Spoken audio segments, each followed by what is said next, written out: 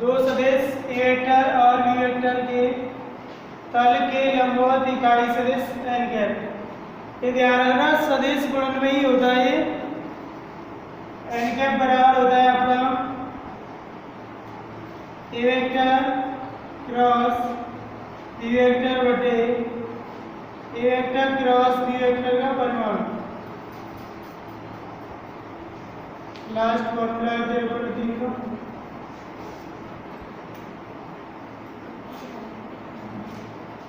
इसके बाद सवाल होता है।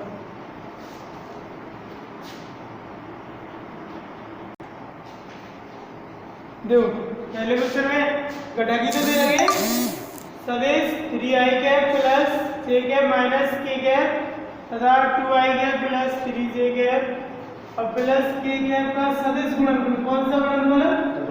सदिश। सदिश में क्या हुआ? ए वेक्टर क्रॉस बी वेक्टर ही तो हुआ। सदिश में होता है क्रॉस और अदिश में होता है डॉट। अब यहाँ पे घटक है, ये क्या दे रखे हैं? घटक। तो घटकों के पदों में सदिश गुणनफल क्या था? ए वेक्टर क्रॉस बी वेक्टर। तो बता देते हैं, पहले मान लेते हैं इनको। माना ए वेक्टर मान लिया पहले वाले को 3i cap plus j cap minus k cap और ये बी वेक्टर मान लो दूसरे वाले 2i cap plus 3j cap और प्लस k कैप। ठीक है। अब घटकों के पदों में क्या था सदिश गुणनफल? ए वेक्टर क्रॉस बी वेक्टर बराबर i cap j cap k cap. a1 a2 a3 b1 b2 b3 यही तो था घटकों के पदों वाला। अब a1 a2 a3 ये ए वाले सदिश का i का गुणांक j का गुणांक k का गुणांक और b1 b2 b3 ये b1 b2 b3 इनके b वाले का गुणांक हो जाएंगे। तो इसको आगे देखें ए वेक्टर क्रॉस बी वेक्टर बराबर i cap j cap k cap ऐसे रहेंगे।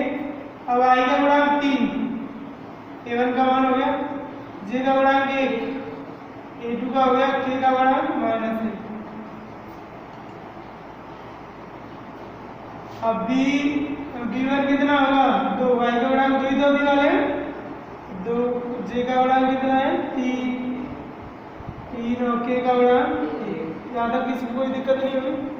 अब सारे का आपने खूब अच्छी तरह से पढ़ी है, तो जिन्होंने नहीं पढ़ पाई है प्रसाद से देख ले। ए वेक्टर क्रॉस बी वेक्टर बराबर i का गुणांक ये पंक्ति छूट जाएगी, स्तंभ छूट जाएगा, क्या बचा? 1 3 -1 1। ठीक है। माइनस j कैप j के लिए क्या छोड़ देंगे? ये वाला छूट जाएगा, क्या बचेगा? 3 2 -1 1 और प्लस k कैप के लिए क्या छूट जाएगी? तो छूटेगी ये वाली छूट जाएगी, तो 3 2 और 1 3। अब इनमें करते हैं क्या? गुणाई तो करते हैं। तो A vector cross B vector बराबर i कैप। इसमें क्या होगा? कैसी गुणाई तो होता है? 1 का गुणा 1 से 1 माइनस 3 का गुणा -1 से -3 और minus minus plus minus j cap.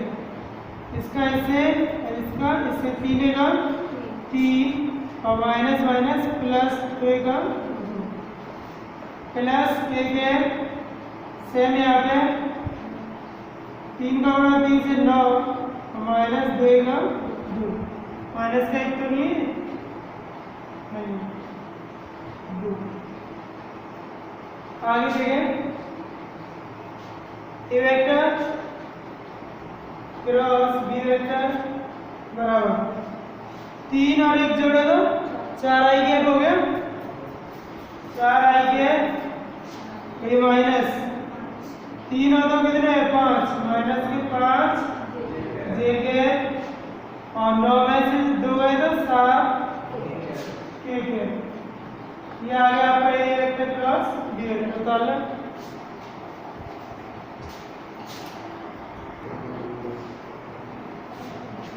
तो यहाँ से पहला सदिश है सदिश आई के माइनस 2j के प्लस 3k कैप तथा 2i के प्लस a के माइनस 3k कैप के लंब इकाई सदिश।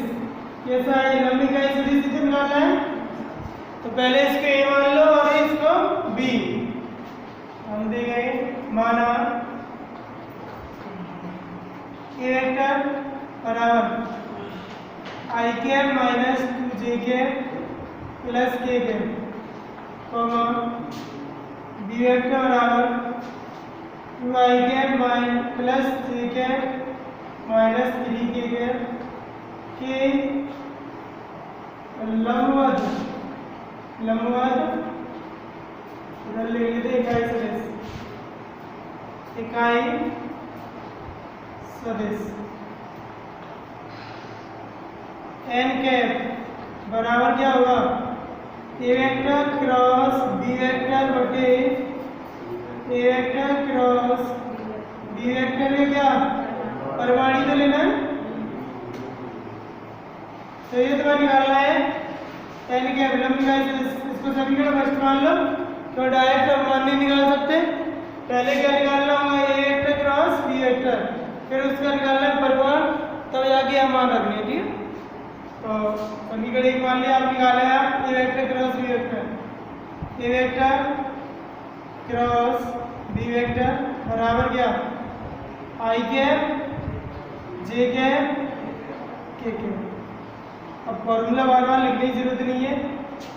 ए वेक्टर में गुणांक है i का गुणांक j का गुणांक -2 और k का गुणांक 1। पहली पंक्ति में ए वेक्टर के i j कैप के गुणांक आ जाते हैं। दूसरी पंक्ति में j का गुणांक i का गुणांक कितना है 2 j का गुणांक 1 और k का गुणांक -3। ये ध्यान रखना जैसे इसमें आई कैप है केवल तो इसका गुणांक कितना माना जाएगा 1 और यहाँ पे k कैप है उसका भी गुणांक कितना माना जाएगा 1। अब इसको हल कर लेते हैं वेक्टर क्रॉस b वेक्टर। अभी हल करने का तरीका बता दिया था आई कैप।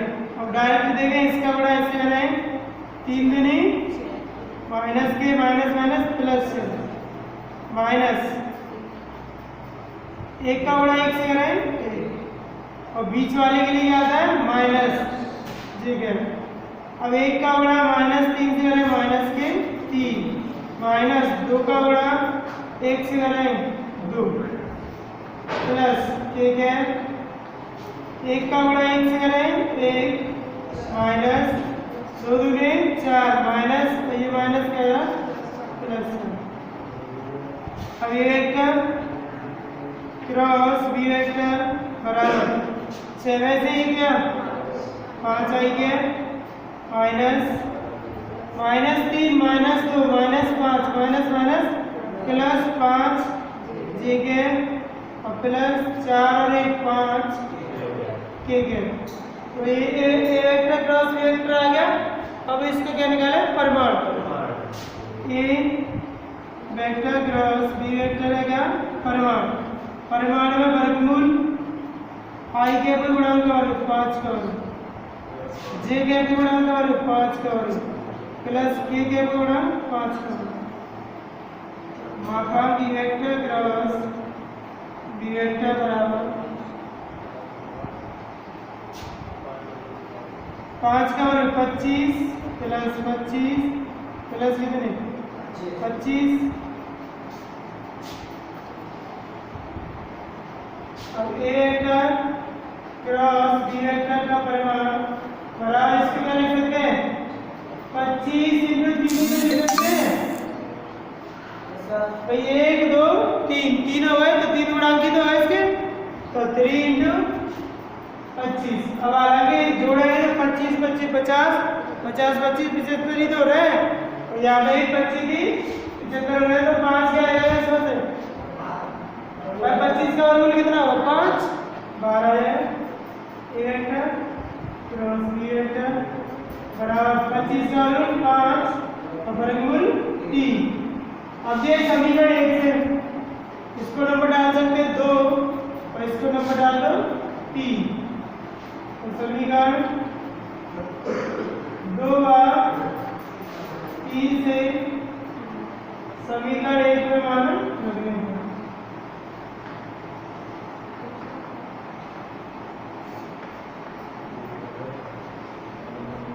तो n क्या है बराबर, तो समीकरण 1 में ए वेक्टर क्रॉस बी वेक्टर का मान कितना है 5 आई के प्लस 5 ए के प्लस 5 के क्या लिखा है 5 आई के प्लस 5 ए के प्लस 5 के बटे समीकरण 3 में ए वेक्टर क्रॉस बी वेक्टर का परिमाण कितना है 5 वर्गमूल 3। यहाँ पर परिमाण की बात करते हैं, यहाँ लगे 5 वर्गमूल 3।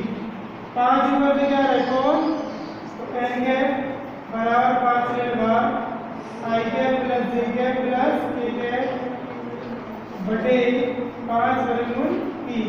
5 से 5 कैसे अलग अलग आ सकते हैं, n के बराबर 1 बटे वर्गमूल 3 आई के प्लस 1 बटे वर्गमूल 3 जे के प्लस 1 बटे वर्गमूल 3। ठीक है, देखो आइसोलेशन आ गया क्या, बिल्कुल आ गया, दिक्कत तो नहीं है। महत्वपूर्ण सवाल आता है सभी। क्वेश्चन नंबर 3, सदिश ए वेक्टर और बी वेक्टर के लिए सिद्ध कीजिए या सिद्ध करो कि ये ए वेक्टर क्रॉस बी वेक्टर का होल वर्ग इस सारणिक के बराबर है। दोनों पक्ष कैसे लाने हैं सिद्ध करेंगे बराबर। तो ये आपका लेफ्ट हैंड साइड, ये राइट हैंड साइड। ठीक है, दोनों बच्चे दे लगे, यहाँ दोनों बच्चे हल करने हैं। अभी चेक करें थोड़ी देर में, पहले सवाल हो जाएंगे। लेफ्ट हैंड साइड से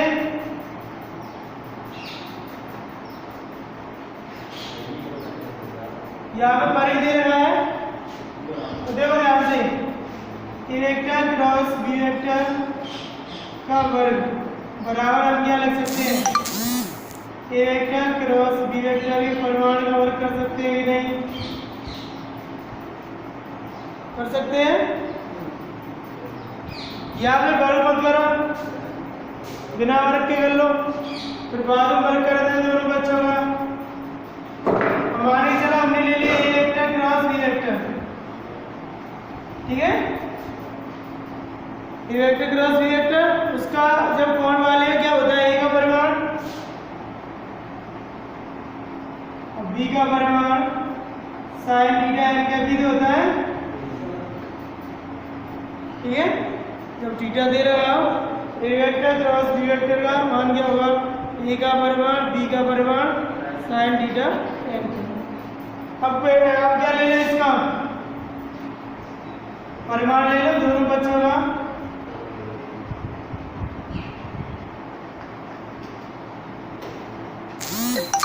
परिमाण ले लो,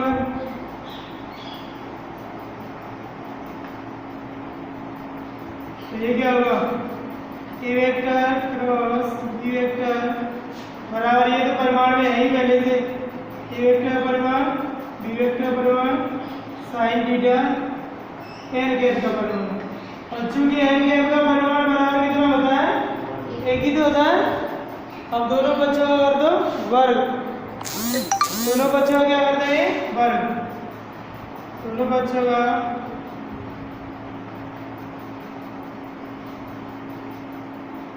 वर्ग करने पर ये क्या बनेगा, ए वेक्टर क्रॉस बी वेक्टर परिमाण का वर्ग, या विस्तार बना सकते हैं इसको, बराबर क्या ए वेक्टर परिमाण का वर्ग बी वेक्टर परिमाण का वर्ग साइन स्क्वायर थीटा। इसका मान कितना हो गया, ये एक का वर्ग करें तो भी आएगा, कोई दिक्कत तो नहीं है। अब इसको क्या लिख सकते हैं हम, ए वेक्टर यह डालेंगे क्रॉस बी वेक्टर का होल स्क्वायर बराबर, यहाँ पे ए के वेक्टर का परिमाण का वर्ग बी वेक्टर की परिमाण का वर्ग sine square theta. Number 1 left hand side आ गई, उतारा जाता है, हम निकाला है राइट हैंड साइड। यहाँ परिमाण लगा लेते हैं।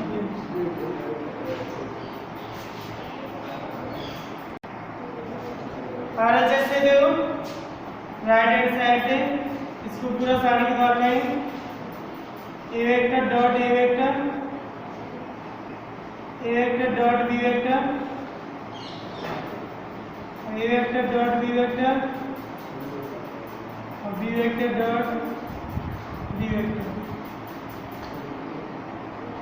अब सारणी के लिए क्या होता है, मुख्य में गौण का गुणनफल माइनस गौण का गुणनफल, इनका ऐसे करेंगे तो इसका पहले तो आपस में करेंगे A vector dot A vector, ये है ही। अब इसका ऐसे है B vector dot B vector minus इसका ऐसे इसका A vector dot B vector और dot A vector dot D vector पूरा कर लिया। अब जो ए डॉट ए वेक्टर के परिमाण का वर्ग और बी डॉट बी वेक्टर के परिमाण का वर्ग माइनस, अब एक घात इसकी कितनी हो जाएगी, ए वेक्टर डॉट बी वेक्टर की और इसका ही हो जाएगा, ठीक है। अब देखो अदिश गुणन, क्योंकि अदिश गुणन क्या होता है, ए वेक्टर डॉट बी वेक्टर बराबर होता है ए का परिमाण बी का परिमाण cos थीटा जो होता है, अदिश गुणा में होता है cos थीटा और सदिश गुणा में होता है sin थीटा। तो यहाँ पे रख देंगे इसका मान, तो ए का परिमाण का वर्ग और बी के परिमाण का वर्ग माइनस यहाँ पे एक मान रख दें, ए के परिमाण का वर्ग हो जाएगा और इसका लगा बी के परिमाण का वर्ग और cos में क्या है, cos स्क्वायर थीटा वर्ग कर दिया। अब ये क्या आ रहा है, दोनों में से कॉमन आ रहा है, ए के परिमाण का वर्ग और बी के परिमाण का वर्ग कॉमन आ रहा है, तो कॉमन ले लें, ए के परिमाण का वर्ग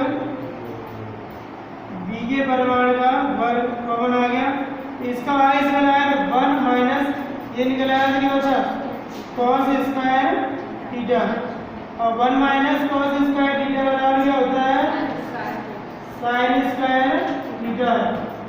तो इसकी वजह चल रहा है ए का परिमाण का वर्ग और बी के परिमाण का वर्ग इंटू साइन स्क्वायर थीटा बराबर क्या, लेफ्ट हैंडर साइड, यही दे रहा था समीकरण में ऐसे, ये सिद्ध करना है इसको।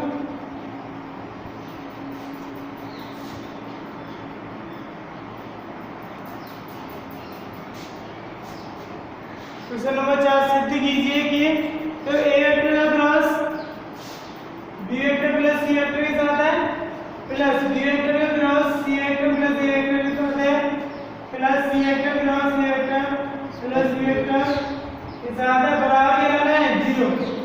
ये लेफ्ट हैंड साइड, ये क्या लाना है राइट हैंड साइड, यानी इनको हल करके क्या आएगा आपका 0 आएगा। तो लेफ्ट हैंड साइड से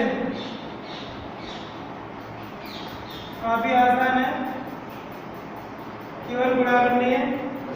जो ए का इन दोनों के साथ ही तो होगा क्रॉस, ए वेक्टर का पहले नीचे कर दो, ए वेक्टर क्रॉस बी वेक्टर, बीच में क्या है प्लस, अब ए वेक्टर का किससे कर दो सी से, A vector cross C vector plus यहाँ जाओ बी का किससे होगा सी से, B vector cross C vector plus B का किससे होगा ए से, तो B vector cross A vector plus C का ए से, C vector cross A vector और plus C vector cross B vector.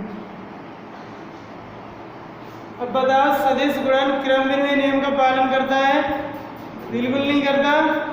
तो अब जब भी हम इसका क्रम चेंज करें, जैसे आप ए क्रॉस बी है, यहाँ पे कितना है बी क्रॉस ए, इसका क्रम चेंज करेंगे तो चिन्ह कैसा होगा माइनस का हो जाएगा। तो चूंकि B vector cross A vector बराबर माइनस के ए वेक्टर क्रॉस का बी वेक्टर, ठीक है ये वाला चल।